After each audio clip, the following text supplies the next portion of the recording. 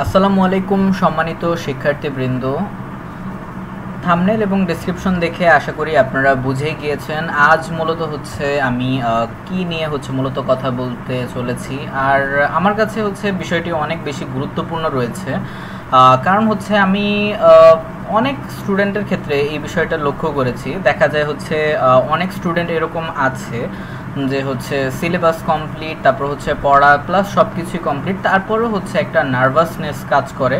অর্থাৎ যখন ইম্পর্টেন্ট এক্সামগুলো বিশেষ করে যখন আসে, অর্থাৎ টেস্ট এক্সাম, তারপর প্রি টেস্ট, এই টাইপের এক্সামগুলো, তারপর এইচএসসি এক্সামের সময়গুলোতে, সেগুলোতে এক ধরনের অতিরিক্ত নার্ভাসনেস কাজ করে। অর্থাৎ আমরা অশান্ত মন মানসিকতার মতো হয়ে যাই, যেগুলো আমাদের পরীক্ষার আগে কিন্তু সেরকম হয় না। তো আজকের এই ভিডিওটা বিশেষ করে তাদের জন্য যারা পরীক্ষার টাইমে অনেক বেশি নার্ভাসনেস বোধ করেন। অর্থাৎ আমি চেষ্টা করব আপনাদের এই নার্ভাসনেস কাটিয়ে ওঠার 5টি উপায় সম্পর্কে বলতে, 5টি গুরুত্বপূর্ণ উপায় সম্পর্কে আলোচনা করব। কারণ আমার কাছে মনে হলো যে এই 5টি উপায় যদি আপনি ভালোভাবে ফলো করেন, তাহলে আশা করি আপনি এই সমস্যাগুলো থেকে নিজেকে কিছুটা হলেও এখান থেকে বের করতে পারবেন। ঠিক আছে, কারণ এটা আসলেই অনেক আমাদের এক্সামে, বিশেষ করে এক্সামের রেজাল্টে অনেক বড় একটা ফ্যাক্ট কিন্তু তৈরি করে ফেলে। কারণ আপনার মাইন্ডসেট অনেকাংশ কিন্তু নির্ধারণ করে ফেলে যে আপনার পরীক্ষাটা কেমন হতে পারে বা কেমন হবে। ঠিক আছে, অর্থাৎ একটা পজিটিভ মাইন্ডসেট কিন্তু ক্রিয়েট করাটা অনেক বেশি জরুরি। বিশেষ করে এই ভিডিওটার উদ্দেশ্যটা সেটাই। আর যতই পরীক্ষা দিব, পাশাপাশি যত বেশি পরিমাণে আপনি নিজেকে তৈরি রাখবেন সব কিছুর জন্য, পরিস্থিতির জন্য, যে কোনো পর্যায়ের জন্য, তখন আপনার জন্য যে কোনো কাজ, কঠিন কাজও দেখা যাবে এটা আপনার জন্য সহজ হয়ে যাবে। ওকে, আচ্ছা, তো যাই হোক, আমরা 5টি উপায় নিয়ে আলোচনা করব। তো এখন আমরা মূল ভিডিওতে যাচ্ছি। ওকে, তো আমার সর্বপ্রথমে যে বিষয়টা অনেক বেশি গুরুত্বপূর্ণ লেগেছে, কারণ এটা আমাদের সকল স্টুডেন্টের মধ্যেই, আমি অনেক সময় দেখা যায় ইভেন আমারও কিছু কিছু স্টুডেন্টের ক্ষেত্রে এটা মিসিং দেখি। আচ্ছা, তো বিশেষ করে যারা প্রতিনিয়ত নার্ভাসনেস হয়ে যান, অর্থাৎ নেগেটিভ মাইন্ডসেট বিশেষ করে যাদের অনেক বেশি কাজ করে, আর এটা মূলত পুরো সম্পূর্ণভাবে তাদেরও দোষ আমি দিব না। বিশেষ করে এটা কোনো দোষের কিছু নয়, কারণ অনেক সময় দেখা যায় আমাদের লাইফে, পার্সোনাল লাইফে বিভিন্ন ধরনের প্রবলেম কিন্তু হতেই পারে, স্বাভাবিক। পারিবারিক সমস্যা হতে পারে, দেন আদার্স অনেক ধরনের প্রবলেম হতে পারে, যেগুলোর ইফেক্টের কারণেই হোক অথবা পাস্টের কোনো প্রবলেমের কারণেই হলেও আমাদের এই ধরনের নেগেটিভ মাইন্ডসেট কিন্তু অনেক সময় চলে আসে। তবে এগুলোকে প্রেজেন্টে আমরা যদি নিয়ে আসি, তাহলে কিন্তু এটা অনেক বড় ইফেক্ট কিন্তু পড়ে।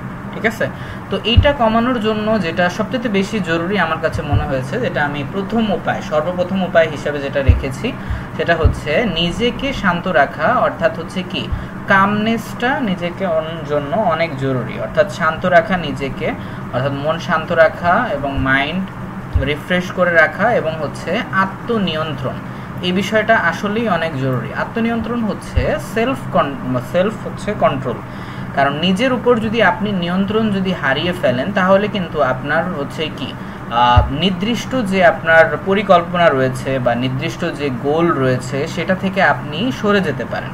তো এজন্য অবশ্যই সিচুয়েশনকে মোকাবেলা করার জন্য, যে কোনো কঠিন পরিস্থিতির ক্ষেত্রে অবশ্যই আপনাকে শান্ত থাকতে হবে, এবং আত্মনিয়ন্ত্রণ বা সেলফ কন্ট্রোলটা অবশ্যই আপনার মাঝে কিন্তু থাকতে হবে।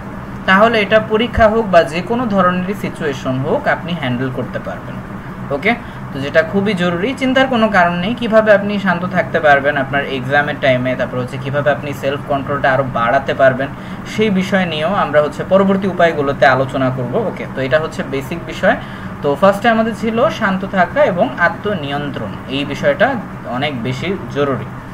আচ্ছা, তো আমরা দ্বিতীয় উপায়ে যাচ্ছি, যেটাও অনেক বেশি ইম্পর্টেন্ট হতে চলেছে। ওকে, তো আমরা দ্বিতীয় উপায়ে যাচ্ছি।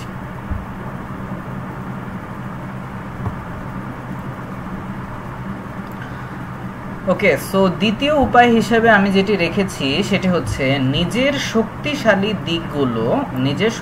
যে দিকগুলো আছে বা স্ট্রং জোন যেগুলো আছে একজন স্টুডেন্ট, অর্থাৎ আপনার যে স্ট্রং জোনগুলো যেগুলো আছে, অর্থাৎ আপনি যেগুলো টপিকগুলো প্লাস হচ্ছে আপনি যে সাবজেক্টগুলোতে সবথেকে বেশি ভালো, সেগুলোকে আপনার উচিত আরও বেশি পরিমাণে স্ট্রং জোনে পরিণত করা। অর্থাৎ সাপোজ হচ্ছে আপনি কোনো চ্যাপ্টার হোক বা কোনো সাবজেক্ট হোক অনেক ভালোভাবে পারেন, আপনার উচিত সেই চ্যাপ্টারটাই আরও ভালো করে হচ্ছে এমনভাবে রিভাইজ করা প্লাস শেষ করা যেন সেটা থেকে আপনি সবচেয়ে ম্যাক্সিমাম পরিমাণে রেজাল্ট যেখান থেকে বের করতে পারেন। ঠিক আছে, ওকে। আর চেষ্টা করব আমরা পরীক্ষার সময়ে খুব বেশি পরিমাণে নিউ টপিকে না যাওয়া। ঠিক আছে, বিশেষ করে ম্যাথমেটিক্যাল যে বিষয়গুলো আছে সেগুলো আমি বিশেষ করে মানা করতেছি।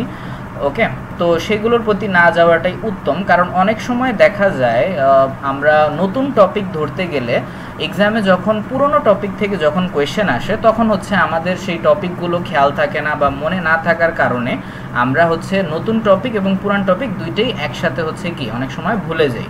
তো যার কারণে আমাদের এক্সামেও হচ্ছে কি অনেক ধরনের প্রবলেম কিন্তু হতে পারে, অর্থাৎ এক্সাম রেজাল্ট হচ্ছে কি ফল্ট করতে পারে। যার কারণে তো অবশ্যই উচিত আপনি যেগুলো সবচেয়ে ভালো পারেন, এটা থিওরি হতে পারে বা ম্যাথ হতে পারে, যেটাই হোক না কেন, তো ওই টপিকগুলো আরও বেশি পরিমাণে শক্তিশালী করা। অর্থাৎ আপনি যদি নর্মাল লেভেলেরও যদি স্টুডেন্ট হয়ে থাকেন বা ব্যাক বেঞ্চারও যদি হয়ে থাকেন, তাহলে আপনার উচিত আপনার শক্তিশালী যে বিষয়গুলো আছে, অর্থাৎ আপনার যে স্ট্রং দিকগুলো, এটা আপনি সবচেয়ে ভালো বুঝবেন। তো সেগুলোকে আরও বেশি স্ট্রং করা, অর্থাৎ আরও বেশি স্ট্রং করা এতটাই যে হচ্ছে কি আপনি সেখান থেকেই যেন পাস মার্কটা উঠাতে পারেন। ঠিক আছে, আর এছাড়াও যদি নতুন টপিক যেগুলো প্রয়োজন আছে, বাট হ্যাঁ এত বেশিও পড়ার দরকার নেই, যতটুকু আপনার মনে হয় যে না আপনি মনে রাখতে পারবেন আপনি ততটুকুই পর্যন্তই পড়েন।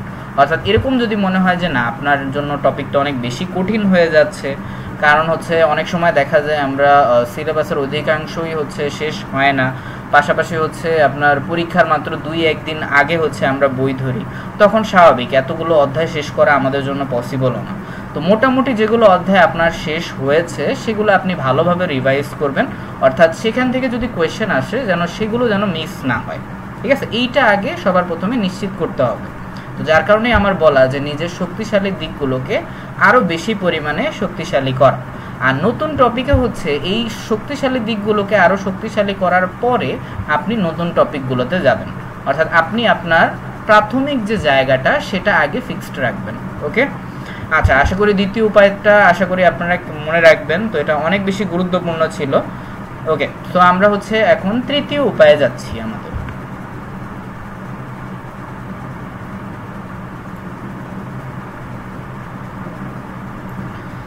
ওকে, তো তৃতীয় উপায় আমার কাছে এটাও অনেক বেশি গুরুত্বপূর্ণ লেগেছে, কারণ অনেক সময় দেখা যায় ইভেন আমারও অনেক স্টুডেন্টরা দেখা যায় এটা অনেক বেশি ফিল করে।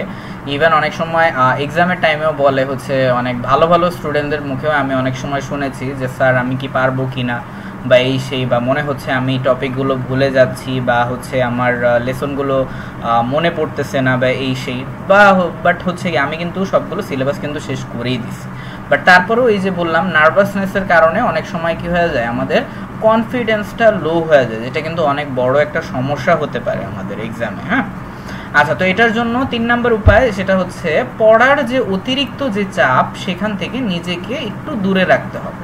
অর্থাৎ এত বেশি পরিমাণে কিন্তু পড়ার যে প্রেশারটা সেটা কিন্তু নেওয়া যাবে না। ওকে, অর্থাৎ আপনি যেটা বললাম একটু আগেই যে হচ্ছে 2 নম্বর উপায় যেটা ছিল, অর্থাৎ যেগুলো স্ট্রং জোন আছে সেগুলো অনেক ভালোভাবে রিভাইজ করবেন। আর যারা হচ্ছে একটু ব্রাইট লেভেলের স্টুডেন্ট যারা রয়েছেন, অর্থাৎ আপগ্রেড লেভেলের স্টুডেন্ট যারা রয়েছেন, যাদের সিলেবাস অনেক আগেই শেষ, অনেক সময় দেখা যায় তারাও অনেক হতাশার মধ্যে ভুগেন যে হচ্ছে এগুলো পারবো কিনা টপিক। আপনাদের জন্য ভালোভাবে উচিত যে টপিকগুলো আবার ভালো করে রিভাইজ দেওয়া, আর যেগুলো অধ্যায় আপনার কাছে মনে হবে বা যেগুলো টপিক মনে হবে যে না এগুলো আমার ভুলে যাওয়ার চান্স আছে, সেগুলো ওইভাবে আয়ত্ত করা যেন হচ্ছে কি পরীক্ষার হলে আপনার জন্য মনে পড়ে যায়। ঠিক আছে, ওকে, তার অবশ্যই হচ্ছে খাতায় নোট করে রাখবেন ইম্পর্টেন্ট টপিকগুলো, তাহলে আশা করি আপনাদের হচ্ছে মনে রাখতে অনেক বেশি সুবিধা হবে। ঠিক আছে, ওকে, তো যেটা বললাম পরীক্ষার সময় বাড়তি কিন্তু চাপ নেওয়া যাবে না, অর্থাৎ বাড়তি স্ট্রেস কিন্তু নেওয়া যাবে না। আর অনেক সময় এরকমও দেখা যায় যে পরীক্ষার সময় হচ্ছে এই বাড়তি স্ট্রেস নেওয়ার কারণে, এই টেনশনের কারণে অনেক সময় আমরা অসুস্থও হয়ে যাই অনেক সময়, ঠিক আছে? তো যেটা হইলে আরও বড় বিপদ রয়েছে, কারণ স্বাভাবিক অসুস্থ যদি হয়ে যান একবার, তাহলে তো কি আর বলবো, তখন তো হচ্ছে আপনার যে নর্মাল যেভাবে পরীক্ষা দিতেন তার মতো তো দিতে পারতেছেনই না, পাশাপাশি দেখা যায় আপনার এক্সামের রেজাল্ট অনেক বাজে হওয়ার সম্ভাবনা আছে, ঠিক আছে?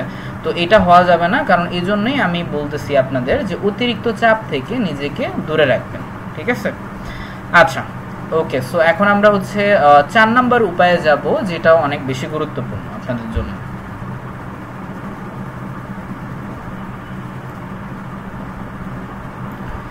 ওকে, তো 4 নাম্বার যে উপায়টি আমার কাছে সবচেয়ে বেশি গুরুত্বপূর্ণ রয়েছে বা হচ্ছে লেগেছে, সেটা হচ্ছে আপনার সোশ্যাল মিডিয়ার জন্য নির্ধারিত সময় নির্ধারিত করা, ঠিক আছে? ওকে, অর্থাৎ সোশ্যাল মিডিয়ার জন্য সময় নির্ধারিত করা এটা আসলেই অনেক বেশি জরুরি, বিশেষ করে। আর বর্তমান সময়ে হচ্ছে এটা কি বলে আশা করি আপনাদের বোঝানো লাগবে না যে বর্তমানে কি পরিমাণে আপনারা স্টুডেন্টরা হচ্ছে সোশ্যাল মিডিয়ার প্রতি আগ্রহ, আর প্লাস হচ্ছে সোশ্যাল মিডিয়ায় কি পরিমাণে হচ্ছে আপনারা সময় ব্যয় করেন। তো এতটুকু বলবো, বিশেষ করে পরীক্ষার সময়ের আপনারা হচ্ছে এই সোশ্যাল মিডিয়াতে আপনারা একটা লিমিট অনুযায়ী ইউজ করবেন, অর্থাৎ আনুমানিক হচ্ছে 1 ঘন্টা বা 2 ঘন্টা বা সর্বোচ্চ 3 ঘন্টা, এর বেশি কিন্তু আপনারা সোশ্যাল মিডিয়াতে 24 ঘন্টায় অর্থাৎ দিনে আপনার 2 থেকে 3 ঘন্টার মতো সময় ব্যয় করবেন সর্বোচ্চ, এর বেশি কিন্তু ব্যয় করেন না।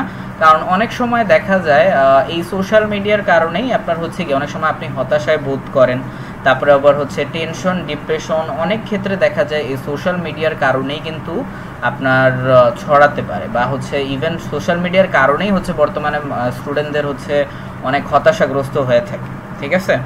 আচ্ছা, কারণ অনেক ধরনের অনেক টেনশন থাকে, পাশাপাশি হচ্ছে অনেক হাই এক্সপেকটেশন থাকে ফ্যামিলির। তো এই জন্য অবশ্যই উচিত সোশ্যাল মিডিয়ার জন্য নির্দিষ্ট একটা সময় নির্ধারণ করে দেওয়া, ঠিক আছে? কারণ এটা যদি করতে পারেন, এটাই সবচেয়ে বড় কঠিন একটা কাজ, স্বাভাবিক। যারা হচ্ছে সোশ্যাল মিডিয়ার প্রতি, বিশেষ করে মোবাইলের প্রতি যারা বেশি আসক্ত হয়ে গেছেন তাদের জন্য। বাট হ্যাঁ, এই অসাধ্যকে যদি সাধন করতে পারেন আপনি, তাহলে ইনশাআল্লাহ আমি বলতে পারি যে আপনার পরীক্ষার মধ্যে যে সুন্দরভাবে এবং হচ্ছে আর সঠিকভাবে আপনি ইজিলি হচ্ছে শেষ করতে পারবেন, ঠিক আছে? তো এতটুকু বলতে পারি, কারণ হচ্ছে এইটা যদি করতে পারেন তাহলে আপনার অনেকগুলো সময় কিন্তু বেঁচে যাবে, যেগুলো আপনি পড়ার জন্য ব্যয় করতে পারবেন, ঠিক আছে? ওকে, তো অ্যাভারেজে হচ্ছে তাহলে আপনার 1 থেকে 2 ঘন্টা ইজিলি সেভ হবে। ওকে, তবে হ্যাঁ, আমি মাস্ট রেকমেন্ড করবো অ্যাটলিস্ট যেন হচ্ছে তখন সময় আপনারা 1 ঘন্টা বা 1 ঘন্টার বেশি সময় আপনারা ব্যয় করবেন না, ঠিক আছে? ইম্পর্টেন্ট মেসেজ অথবা হচ্ছে ইম্পর্টেন্ট কল সেগুলো আপনারা রিসিভ করবেন, অর্থাৎ চেষ্টা করবেন যতটা সম্ভব নিজেকে হচ্ছে এই সোশ্যাল মিডিয়া থেকে পরীক্ষার রাত পর্যন্ত নিজেকে গুটিয়ে রাখার, ইম্পর্টেন্ট এক্সামের ক্ষেত্রে। ওকে, আচ্ছা, তো আমরা হচ্ছে পঞ্চম যেই উপায়টা আছে সেটা নিয়ে আলোচনা করতেছি, ওইটাই শেষ উপায় হচ্ছে। ওকে, তো ফিফথ যে হচ্ছে উপায়টি রয়েছে সেটা নিয়ে একটু আলোচনা করব। আমার কাছে এটাও অনেক বেশি গুরুত্বপূর্ণ লেগেছে, কারণ হচ্ছে অনেক সময় দেখা যায় পরীক্ষার হলে বিশেষ করে আপনারা এই কাজগুলো করেন, সমস্যা নেই, আমি বলবো বিস্তারিতভাবে যে কী কী কারণে হচ্ছে আপনাদের এক্সামটা হচ্ছে আপনাদের প্রবলেম হতে পারে, বা এক্সাম হলে আপনারা আপনারা শান্ত থাকতে পারেন না, অথবা হচ্ছে আপনার এক্সাম হলে অনেক বেশি পরিমাণে নার্ভাসনেস কাজ করে, বা দেখা যায় হচ্ছে আপনি আপনার টিচারের কাছে হোক অথবা হচ্ছে বাসায় হচ্ছে এই টপিকটা পারতেছেন, বা দেখা যায় পরীক্ষার হলে যে আপনি এত বেশি নার্ভাস হয়ে গেছেন সেগুলো হচ্ছে সেই টপিকগুলোই আপনার কাছে নতুন নতুন লাগতেছে, ঠিক আছে? বিশেষ করে এই প্রবলেমটা কাটিয়ে ওঠার জন্য আপনি যে কাজটা করতে পারেন, যে পরীক্ষার হলে অনেক সময় দেখা যায় যে আমরা পরীক্ষার আগে যে কাজটা আপনাকে করতে হবে, পরীক্ষার আগে যা কমন পড়ে সেগুলো কি আপনি দ্রুত লিখে ফেলবেন, ঠিক আছে? অর্থাৎ পরীক্ষার হলে সবার প্রথমে এটা এমসিকিউ হোক বা সিকিউ হোক, যেটাই হোক না কেন, আপনি যেগুলো পারেন সেগুলো সবার আগে হচ্ছে আপনি লিখে ফেলেন, ঠিক আছে? অর্থাৎ যে প্রশ্নগুলো আপনি ভালোভাবে পারেন, এটা এমসিকিউ হতে পারে, সিকিউ হতে পারে, অবশ্যই আপনি দ্রুত লিখে ফেলেন। ওকে, অর্থাৎ এক্সাম হলে যদি আপনার হেল্পের প্রয়োজনও যদি পড়ে, তাহলে এই হেল্পটা এখন না, অর্থাৎ আগে নিজের বিশেষ করে পাস মার্কটা নিজে ভালো করে তুলবেন, তারপরে হচ্ছে আপনি যদি আশেপাশে যদি হেল্প নিতে হয় তাহলে নেবেন। যদিও টিচার হিসেবে এটা আমার বলা উচিত না যে আশেপাশে হেল্প, তারপরে হচ্ছে আমি বলতেছি মাঝে মাঝে হেল্পের প্রয়োজন হয়। তবে হ্যাঁ, আগে নিজের জায়গাটা ঠিক রেখে তারপরে হচ্ছে আপনি কি বলে আপনি আপনার ফ্রেন্ডকে হেল্প করতে পারবেন, অথবা হচ্ছে তার কাছ থেকে হচ্ছে হেল্প নিতে পারবেন। ওকে, আচ্ছা, তবে হ্যাঁ, যেটা বললাম যে আগে হচ্ছে কি নিজের যতটুকু পারেন সেটা আগে অ্যান্সার করবেন। আর কোনো বিষয়ে যদি আটকে যান কোনো কোয়েশ্চেনে, তো সেটার জন্য বসে থাকবেন না, ঠিক আছে? কারণ অনেক সময় দেখা যায় যে কি বলে একটা উত্তর মিলাতে যে এমনই সময় আমাদের চলে যায় যে হচ্ছে পরবর্তীতে আমাদের অন্য প্রশ্নগুলো যেগুলো আমরা পারতাম সেগুলো হচ্ছে দেখা যায় সেগুলো দেওয়ার মতো আর সময় থাকে না, ঠিক আছে? বিশেষ করে আমি এই বিষয়টা এমসিকিউ এর ক্ষেত্রে বলতেছি, কারণ অনেক ক্ষেত্রে দেখা যায় ম্যাথমেটিক্যাল যে এমসিকিউ আছে সেটার পেছনে স্টুডেন্টরা এত বেশি পরিমাণে লেগে থাকে যে বাকিগুলো প্রশ্নর যে অ্যান্সার করবে সেগুলো হচ্ছে আপনারা সময় আর খুঁজে পান না, বা সময় আর তেমন একটা থাকে না।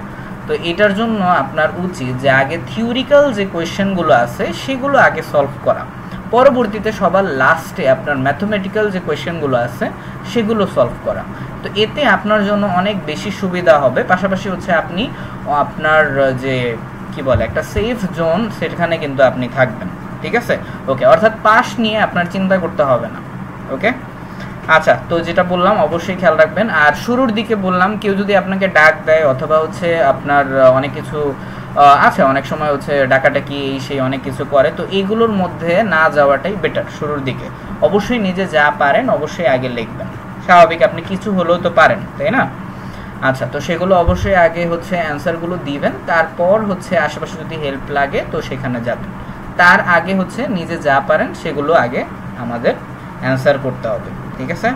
আর খাতার ক্ষেত্রে যা বলি, খাতাটা সবসময় ক্লিয়ার রাখবেন এবং সুন্দর রাখবেন, যাতে হচ্ছে আপনার টিচার যিনি খাতাটা দেখবেন তার জন্য হচ্ছে কি নাম্বার দিতে যেন মনে চায়।